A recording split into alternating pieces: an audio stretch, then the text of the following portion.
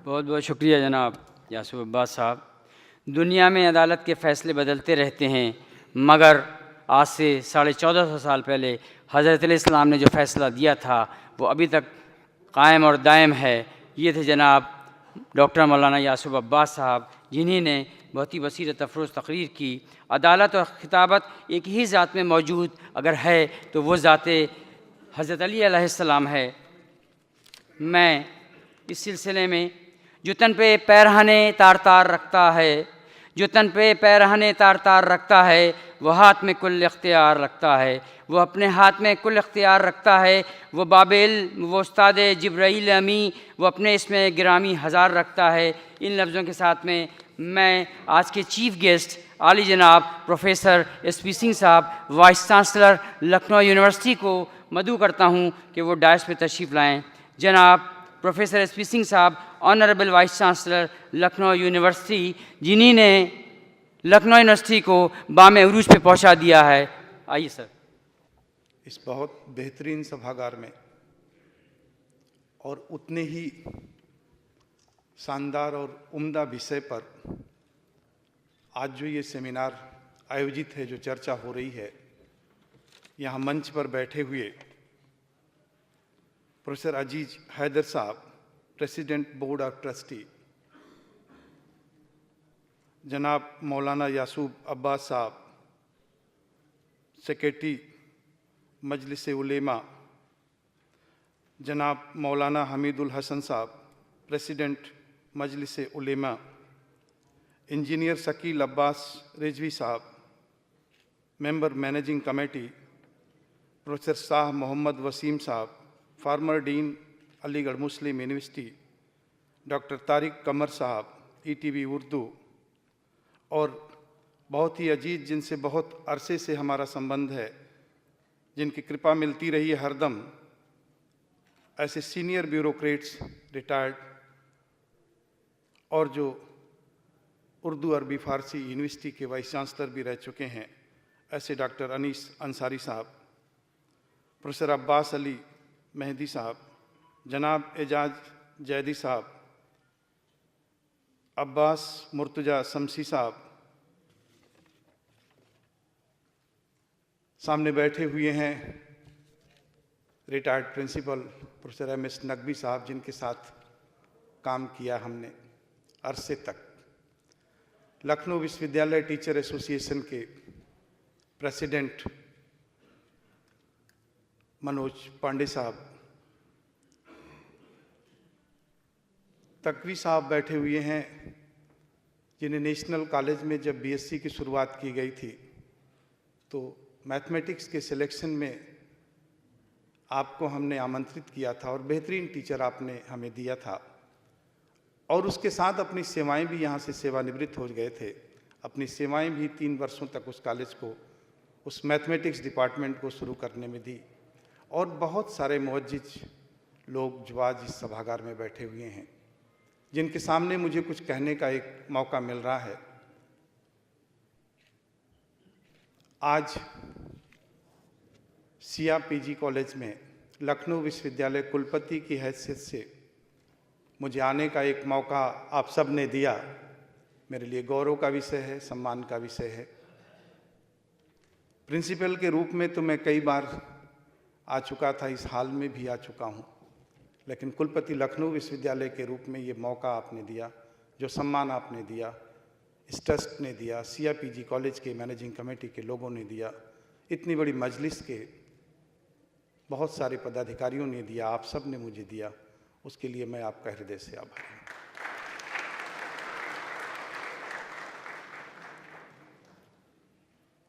विषय पर तो मैं आपसे उतना विद्वान उस पर नहीं हूँ, लेकिन चीज़ों की चर्चा आपसे बाद में करूँगा। सबसे पहले आपके इस महाविद्यालय के बारे में एक चर्चा करना चाहता हूँ।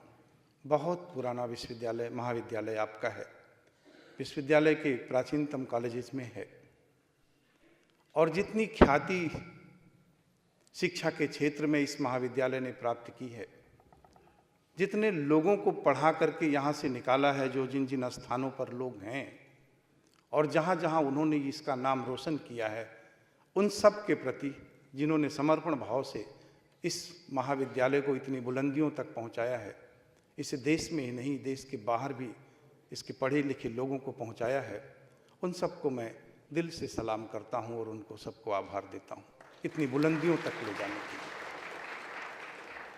इतने बेहतरीन महाविद्यालय को एक दिशा देने के लिए, क्योंकि लीडरशिप के बिना, किसी डायरेक्शन के बिना चलने की कोई मंजिल नहीं हासिल होती है। जब हम एक दिशा लेकर के किसी तरफ चलते हैं तभी हमें मंजिल हासिल हो सकती है। 2 कदम इधर 2 कदम उधर, कई कदम आगे पीछे करने से कुछ नहीं हासिल होता। और ये दिशा हमें मिलती है जो ट्रस्ट हैं, बोर्ड ऑफ ट्रस्टीज़ के लोग हैं, जिनका डायरेक्शन, जिनका नेतृत्व महाविद्यालय को मिल रहा है, हम सबको मिल रहा है। ये बेहतरीन बात है कि आज की तारीख में जिस ट्रस्ट का सहयोग मिल रहा है मौलाना यासूफ साहब का और दूसरे साथियों का, इस महाविद्यालय को निश्चित ही जितनी बुलंदियां हैं वो सारी बुलंदियां छोटी पड़ेंगी इसके हक में, इस महाविद्यालय के हक में आने वाले समय। एक व्यक्ति होता है, एक लीडरशिप होती है जो ऊंचाइयों तक ले जाती है और ऊंचाइयों से नीचे भी लाती है। एक ऐसा समय शुरू हुआ है इस महाविद्यालय के लिए जो आने वाले समय में इसको पुरानी ऊंचाइयों तक, पुराने सम्मान तक, पुराने गौरव गाथा तक पहुंचाएगा। मेरा पूरा विश्वास है इस बात का। कभी किसी और बात के लिए सिया कॉलेज जाना जाता था कि कभी मारपीट के बारे में भी अग्री हुआ करता था, कभी किसी बारे में अग्री हुआ करता था। आज पढ़ाई की दिशा में आगे जा रहा है, बहुत खुशी की बात है, क्योंकि ये तरक्की, ये उद्देश्य जो किसी भी महाविद्यालय का है, अगर वो पढ़ाई की दिशा में अपना नाम कर रहा है, क्योंकि पढ़ाई से बेहतरीन और सस्ता कोई दूसरा साधन नहीं है तरक्की का। इतने कम पैसे में कोई भी इन्वेस्टमेंट करेंगे आप तो बड़ी पूंजी लगती है। लोन पर भी पैसा लेना होता है, दूसरों से भी मांगना होता है, कर्जदार भी हो जाते हैं, चुका पाते या नहीं चुका पाते कुछ मतलब नहीं है, और प्रोडक्शन कर पाते नहीं कर पाते इसका भी कोई मतलब नहीं। लेकिन ये पढ़ाई एक ऐसी चीज़ है जिस समाज में बहुत पढ़ी लिखी कम्युनिटी को आप बिलोंग करते हैं, आपकी लीडरशिप बिलोंग करती है, उसका हेरिटेज है, उसका इतिहास है, धरोहर है। वो धरोहर ट्रांसफर आप कर रहे हैं आने वाली पीढ़ियों के लिए, क्योंकि शिक्षा से सस्ता माध्यम कोई भी उन्नति का नहीं हो सकता है, जिसमें केवल और केवल अपनी मेहनत के बदौलत, अपनी पढ़ाई के बदौलत, बिना थोड़ी सी लागत, कुछ पुस्तकों के सहारे, कुछ लाइब्रेरी के सहारे, कुछ लोगों से गुफ्तगू करके, कोई और साधन विकास का नहीं हो सकता है। आदमी को स्थापित नहीं कर सकता, बुलंदियों तक नहीं ले जा सकता। ये ऐसी व्यवस्था है शिक्षा जो पता नहीं क्या क्या हमें सिखा देती है, पता नहीं क्या क्या हमें दे देती है, इतनी ताकत, इतनी ऊर्जा देती है कि हमें कभी भी अतिरिक्त ऊर्जा की जरूरत नहीं होती, उसी से हम आगे बढ़ते चले जाते हैं। यानी शुरुआती की ऊर्जा जो हमें मिलती है, जो ताकत हमें मिलेगी, जो पावर हमें मिलेगा, वो इस पढ़ाई से मिलेगा, जो पढ़ाई ये संस्थान करा रहा है, इसके लीडर्स करा रहे हैं, इसके रहनुमा करा रहे हैं, दे रहे हैं।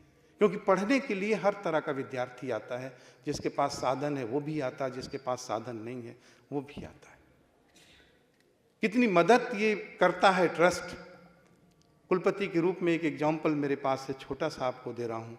एक विद्यार्थी मेरे पास पहुँचा इस बात की दरखास्त लेकर के कि उसे फीस चाहिए, फीस उसके पास नहीं है। मुझे भी कुछ दया आई, मैंने उसके कागज को देखा तो वो आपके कॉलेज का विद्यार्थी था। मैंने कहा कि आप यहाँ के होते तो शायद मेरे हाथ से कुछ बात बन जाती, व्यक्तिगत रूप से मैं आपकी मदद करने को तैयार हूँ, लेकिन एक दरखास्त आप अपने कॉलेज को दे दीजिए। विश्वास मानिए, आकर के उसने आपको दरखास्त दिया और पलट के मेरे पास गया और कहा आपने बहुत अच्छा सजेशन दिया था, ट्रस्ट ने मेरी मदद कर दी, मेरी फीस दे दी। मैंने इस ख्याल के साथ, इस ख्यालात के साथ, इस इरादे के साथ कि जो गरीब है, जिसे साधन नहीं है, उसे भी ये संस्था मदद कर रही है, उसे भी आगे बढ़ाने में सहयोग कर रही है। बहुत बड़ी बात है, बहुत उम्दा कार्य ये संस्था कर रही है। आज मुझे एहसास हुआ इस बात का कि हजरत अली जो पैगंबर साहब हैं, उनके नाम पर अगर ये एनर्जी है, क्योंकि एक छोटी सी एनर्जी तो बहुत दूर तक चलती है, और इतनी बड़ी एनर्जी, ऊर्जा, सोच जिसके पास है, वो कितने लोगों को पार निकाल देगा, कितने आगे तक चला जाएगा, इसका अंदाजा लगाना मुश्किल है। तो व्यक्ति का दायरा तो छोटा होता है, बहुत छोटा दायरा होता है। हम में से सभी बहुत छोटे दायरे के व्यक्ति हैं, लेकिन ये महानता तो ऐसे नामों से आती है, जब ये नाम कभी जहन में होते हैं और केवल एक आध बात याद आ जाती है, तो ताकत और ऊर्जा कई 100 गुना हमारी बढ़ जाती है। कभी जब संकट में होते हैं, कभी परेशानी में होते हैं, कोई मदद कहीं से नहीं मिलती है, हम में से किसी के साथ भी ये घटना घटी होगी। बड़े ताकतवर रहते हैं, बहुत सारे दोस्त यार रहते हैं, बहुत पावर रहती है, बहुत ऊर्जा रहती है, राजनीतिक रखूस भी होता है और पैसे भी बहुत सारे होते हैं, लेकिन सबके जीवन में ऐसी घड़ी आती जहां कुछ काम नहीं करता। पैसे भी नहीं मदद करते हैं, वो रसूख भी नहीं मदद करता है, वो ताकत भी मदद नहीं करती, परिवार भी नहीं करता, बेटी बेटे भी मदद नहीं करते। आदमी खड़ा होता है तो अपनी ताकत से खड़ा होता, अपनी ऊर्जा से खड़ा होता, और वो ऊर्जा ऐसे पवित्र नामों से आती है।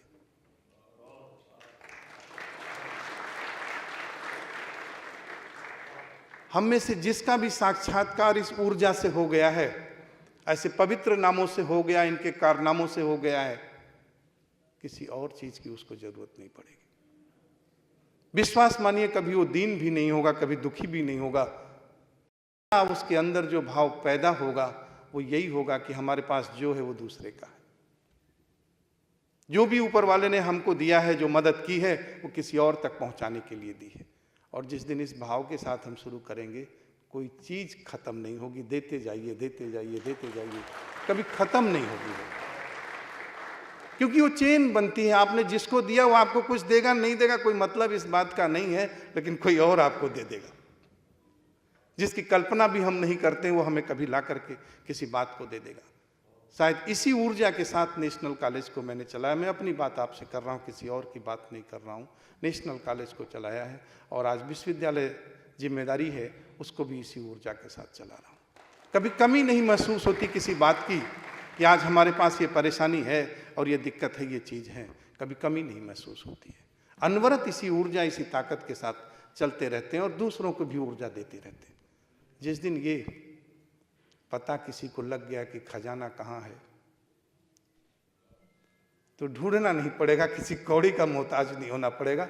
हमेशा बैंकर रहेंगे, हमेशा बैंकर रहेंगे। बस ये पता करने की जरूरत है कि ये खजाना कहाँ है, ये ऊर्जा कहाँ, ये चीज कहाँ है। एक छोटी सी स्टोरी है न्याय की, मुझे नहीं पता था। मेरी मिसेज पोते को सुनाया करती थी।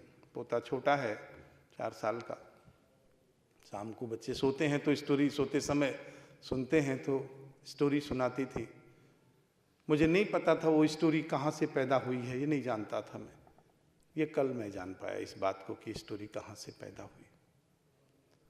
वो स्टोरी इस बात की थी कि कोई बच्चा था, छोटा ही था, वो नहीं जानता था मेरी माँ कौन है, ये पहचान नहीं कर सकता था। और एक दिन 2 माँ झगड़ने लगी कि ये बच्चा मेरा है, ये बच्चा मेरा है। घर में लाड प्यार में होता है, छोटे बच्चे का हाथ पकड़ करके माँ अलग कहती है और पिता अलग कहता है, ये मेरा बच्चा, ये मेरा बच्चा है। खींचाखांची करते हैं, उसके साथ खेलते हैं। ऐसे दादी बाबा भी खेलते, नाना नानी भी खेलते हैं उस बच्चे के साथ। तो इसी को स्टोरी बना करके मैसेज ने सुनाया था कि ऐसा बच्चा एक था जिसके लिए 2 माँ लड़ने लगीं कि ये मेरा बच्चा है, और दूसरा कहे ये मेरा बच्चा है। ये तय होना मुश्किल था ये बच्चा किस माँ का है।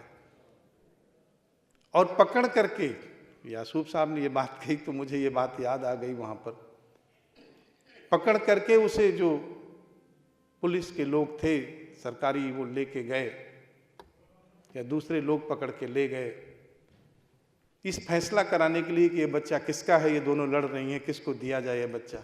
आज का समय होता तो लैब में टेस्ट हो जाता डीएनए, ये समय नहीं था, क्योंकि डीएनए जो है वो भाव से ऊपर नहीं है। अर्थ ये निकलेगा अंत में कि जो भाव है, जो ऊर्जा है, जो अंतर्मन की बात है, उससे ऊपर डीएनए नहीं है। वो उसके अंदर छोटा सा टुकड़ा है, कहीं छुपा हुआ है। तो तय करने का सिलसिला ये हुआ कि कौन है, तो 1 सेकंड में तय हो गया कि हजरत अली साहब का ही न्याय है वो। ये मुझे कल पता लगा कि वो तलवार लेकर के इस बच्चे के 2 टुकड़े कर दिए जाएं, आधा एक माँ को दे दिया जाए और आधा दूसरी माँ को दे दिया जाए। जैसे ही व्यक्ति तलवार लेकर के खड़ा होता है, वैसे असली माँ बोलती, बिल्कुल न मारिए, इसको दूसरे को दे दीजिए। ये न्याय हजरत अली साहब का है। जैसे ही माँ ने कहा कि नहीं बिल्कुल न काटिए, इसको दूसरी को दे दीजिए, तुरंत बच्चा उसके पास पहुंच गया, क्योंकि माँ नहीं चाहेगी कि उसके सामने बच्चा काटा जाए। नकली माँ तो कुछ कर देगी, जो मन कहे सो कर देगी, लेकिन असली माँ कभी इस बात को नहीं चाहेगी। ये बिना डीएनए टेस्ट का न्याय था। आज की अदालत होती तो शायद कितने अदालत तक डीएनए टेस्ट का मुकदमा पहुंचता, लोअर से शुरू होता और सुप्रीम कोर्ट जाता, फिर बैक भी हो सकता था, पता नहीं फिर शुरू हो सकता था, और बच्चा और पिताजी दोनों चले जाते, न्याय न हो। सेकंड का न्याय हो गया, सेकंड नहीं लगा, और न्याय दूध का दूध और पानी का पानी। ये हजरत अली साहब का न्याय था। मैं कल जान पाया इस बात को, जब मैंने कहीं पढ़ा तो इसको नहीं, मुझे नहीं पता था ये स्टोरी कहाँ से शुरू हुई और कहाँ ये खत्म गई। यानी ये ताकत, ये ऊर्जा जिस दिन किसी के मन में भी आएगी कि जो मेरे पास है वो मेरा तो नहीं है, किसी और का है, किसी और के हिस्से में चला जाए, जिस दिन ये भाव किसी के भी मन में आ जाएगा, और ये आएगा वहीं से जहाँ से देने की दुकान है, जहाँ से सबके लिए मिलने का सिलसिला खुला हुआ है। आज ये मौका आपने मुझे दिया, एक चर्चा आपके साथ मैंने किया। मैं हृदय से आभारी हूँ इस ट्रस्ट का, सभी पदाधिकारियों का, ट्रस्ट के, सियाट पीजी कॉलेज के, मौलाना साहब लोगों का, आप सभी लोगों का, और ये सारे विद्यार्थी जो यहाँ बैठे हुए हैं, पीछे जुड़े हुए हैं, सबका आभारी हूँ इस मौके को देने के लिए। बहुत बहुत आभार आपको, बहुत बहुत धन्यवाद आपको।